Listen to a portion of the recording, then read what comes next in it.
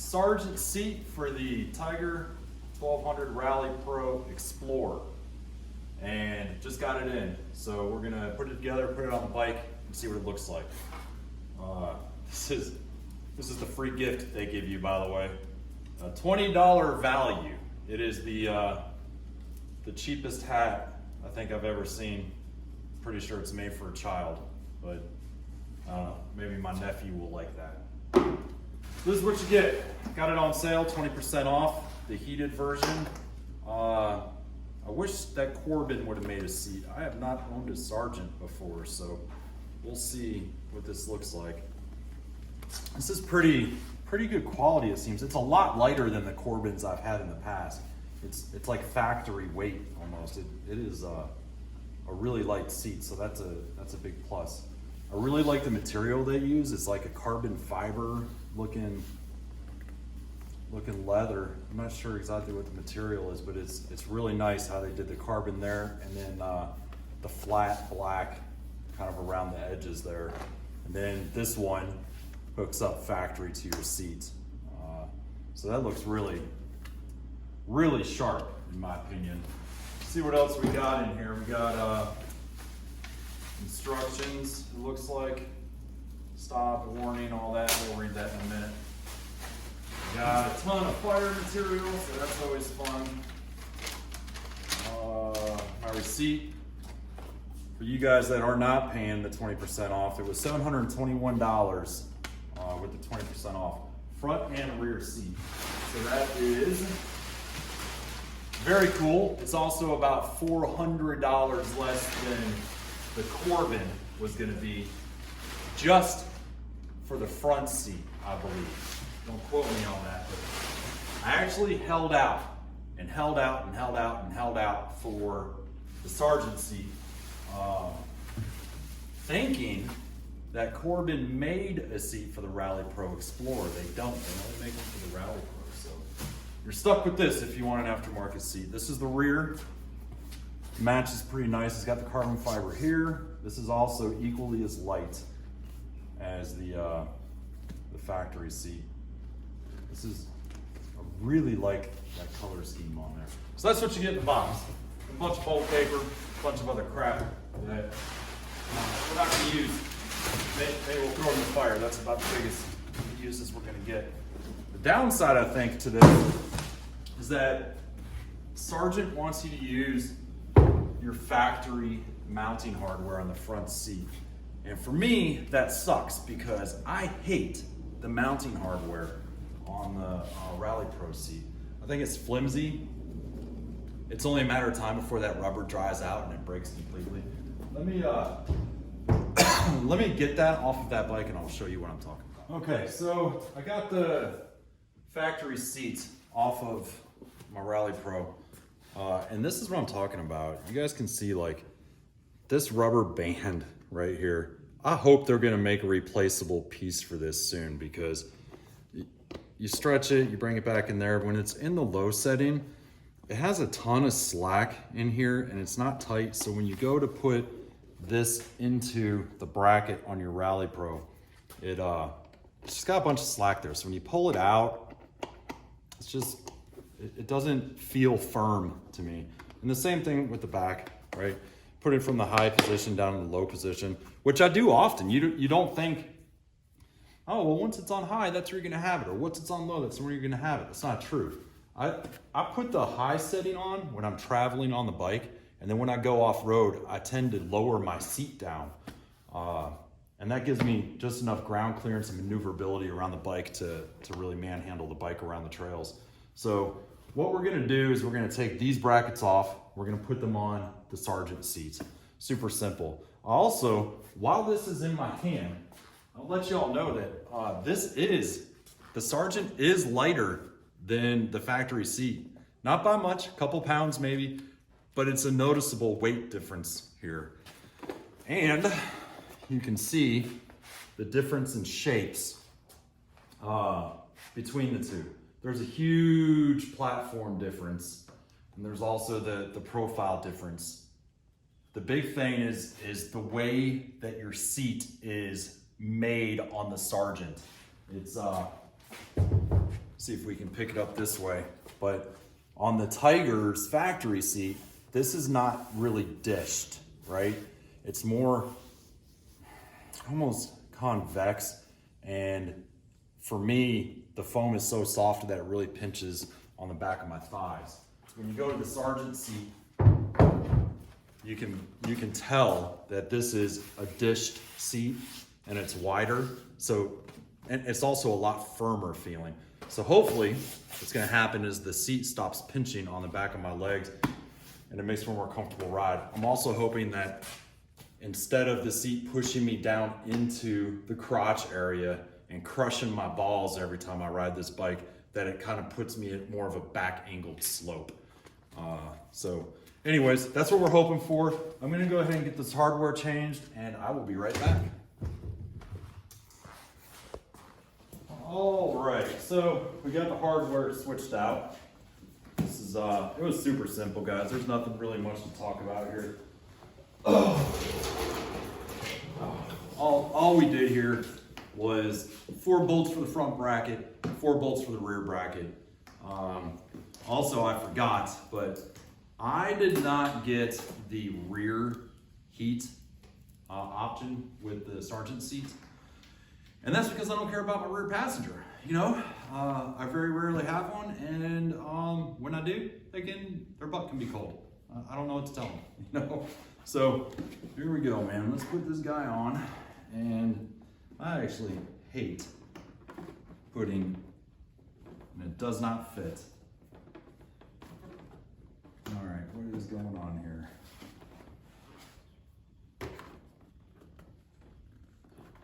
The front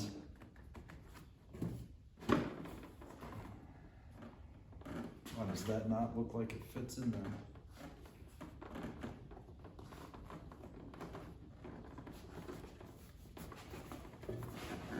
There it goes. I think. Man, that does not look like that's right at all.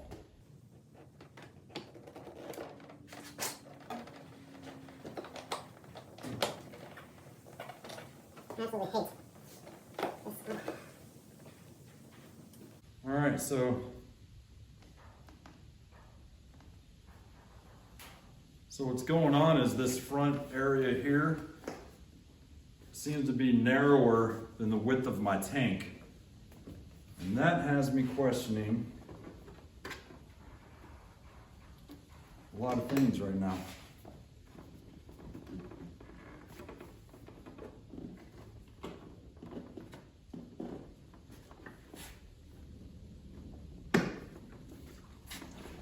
All right, there it goes. Front appears to be on. All right, so that's the high seating, the high option on the seat. That's really weird. I'm gonna bring the camera around here in a minute, but what I can tell you is that the front part of the seat, right here, seems to be narrower a little bit than the factory seat, and definitely narrower than the tank. So the front up here is definitely rubbing, and I don't know if I'm gonna ride with the seat until I get some kind of protective film on there to protect the tank. That is definitely worth noting because that's some crap. That's some crap. They should, I'm sure that maybe it's that way for the Rally Pro Edition, the non-Explorer. But for some reason I decided I needed the frickin' tanker. If I had to do it again, I don't think I would buy the tanker edition. Man, that looks good though. That looks good. Oh my gosh.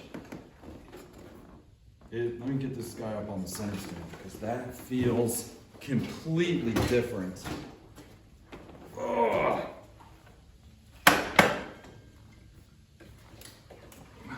God dang, it's so heavy.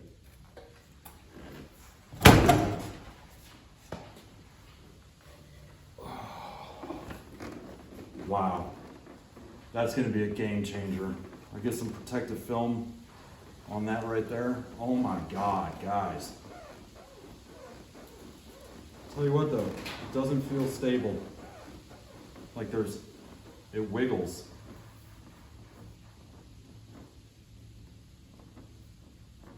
That's a weird feeling.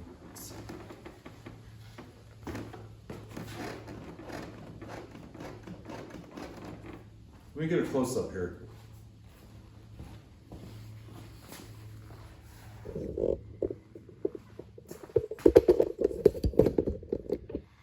All right. I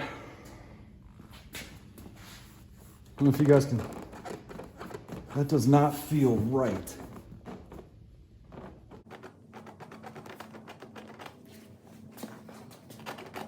It doesn't feel like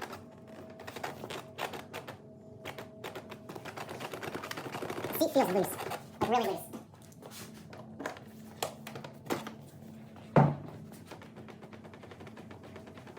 It's weird, I don't. It's in there. I mean, it's hooked up. But there is a lot of side to side in this.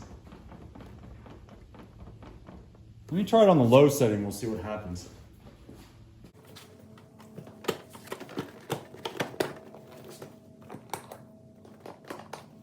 This is gonna be even harder to get in here.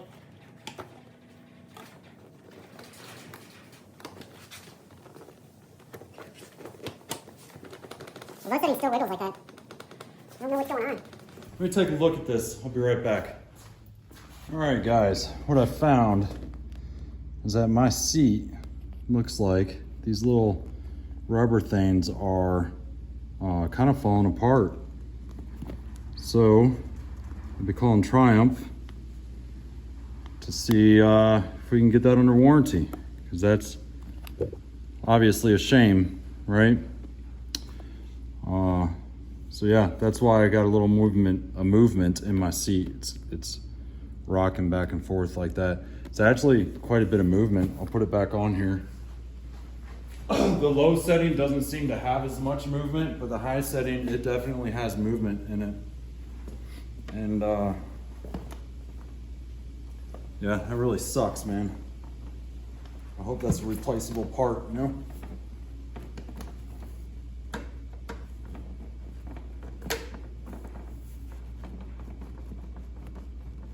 Yeah, I'm gonna bring the camera around and you guys can see what I'm talking about here. All right, so here's the movement.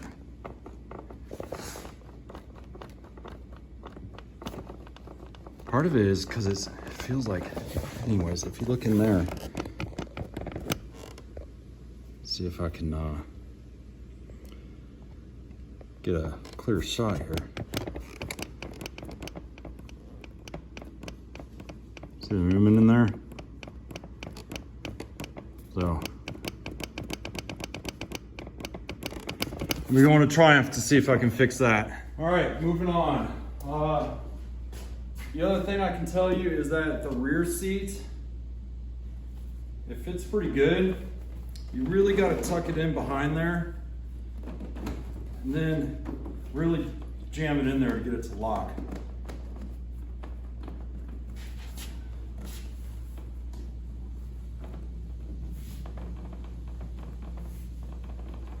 Tell you, it is a nice seat, and the back seat is really dished well. The comfort, man, it really dishes to your butt here, man. It really does. The leg angle seems to be the same as factory. The swaying back and forth in the seat, though, I mean, that's insane. I think I'll actually call Sargent and see what they think about that, because that might be enough for me not to want the seat. My factory seat doesn't do that, so that's where we're at. Narrowness is nice, and the last thing I'm going to tell you guys is head. This is what I was talking about.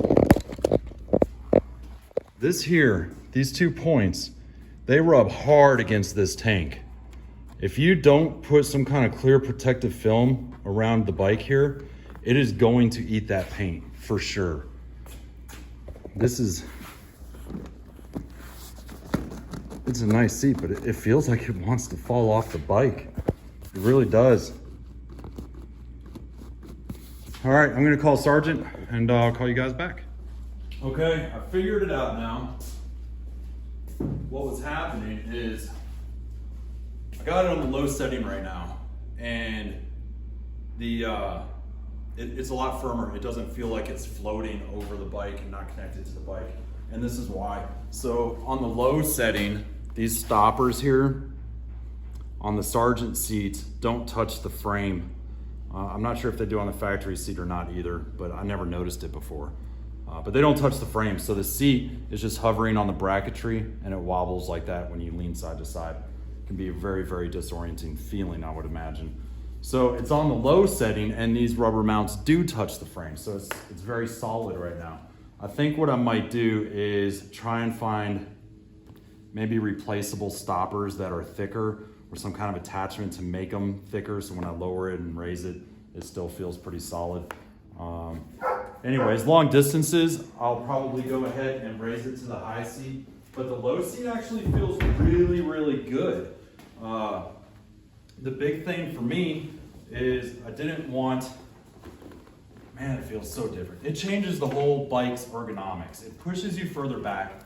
It dips your ass down, but slopes your crotch up. So you're no longer being fed into a wiener muncher of a gas tank anymore. And honestly, man, this was a problem with my previous generation Explorer too. Until I got the Corbin, I really hated long distances on that bike because of the wiener monster here that just eats your junk up. So I feel better on the low setting than I do the high setting. That is for sure. Man, it changes the whole bikes. Like the whole bike feels different now. I can't wait to see what this feels like when I actually put some miles on it. I may go do that today. But anyways, it changed the whole bike. That's what I got for you guys, man. The Sargent bike, I got it on sale for $720. I think it's probably definitely worth $720. I don't know if the $1,100 price tag would. Just real quick, there's an intention here, like a canyon for your junk. Like, I don't know how to explain this without getting, edited or something from YouTube, man. There's like a channel for your junk to sit in almost. The shape, and it goes all the way back. The shape of the foam, I think, is really what's gonna make this seat an absolute pleasure to ride. So what did we learn here today, guys, right? Definitely want plastic coverings for your protective film for your gas tank because it will wear that paint out, I'm sure of it. High setting feels a little wobbly, but the low setting feels great. The rear seat, I would imagine, feels extremely good also. The carving of the foam feels amazing. The material feels amazing. I think it's a winner, man. I really do. It's a shame about the high setting and the pinching up here. But I guess sometimes, man, you just gotta live with what you got. Appreciate it, guys. Have a good one.